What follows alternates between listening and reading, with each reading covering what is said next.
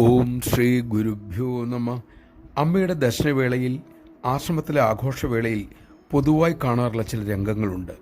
അമ്മയെ കാണാനുള്ള ആവേശത്താൽ ചില ശാരീരികമായി ദുർബലരായ ചിലരെ ഉന്തിത്തള്ളി അകറ്റി അമ്മയ്ക്ക് സമീപം ചെല്ലും. മണിക്കൂറുകളായി കാത്തു നിന്നവർ കണ്ണീരോടെ അവിടെ വീണ്ടും കാത്തിരിക്കും. അമ്മ ഒരിക്കൽ പറഞ്ഞു, നിങ്ങളെല്ലാം അമ്മയുടെ മക്കളാണ്. ഭക്തന്മാരെ വിഷമിപ്പിച്ച് അമ്മയ്ക്കരിയിലെത്തി അമ്മയെ വിനയപൂർവ്വം വന്ദിച്ച് അമ്മയെ പറ്റിക്കാമെന്ന് മക്കൾ കരുതുന്നുണ്ടോ? അത് സാധ്യമല്ല മക്കളെ. നമഃ ശിവായ. അമ്മ തന്നെ ഒരിക്കൽ അരുളിയിട്ടുണ്ട്, മറ്റുള്ളവരിൽ നിങ്ങൾ എന്ന് അമ്മയെ കാണാനും അങ്ങനെ അവരെ സ്നേഹിക്കാനും തുടങ്ങുന്നുവോ, അന്നേ നിങ്ങളെ ഭക്തന്മാരെന്ന് അമ്മ വിളിക്കൂ. നാം എപ്പോൾ ആ സന്നിധിയിൽ ചെന്നാലും നമുക്കുള്ളത് നമുക്ക് തന്നെ അമ്മ തരും.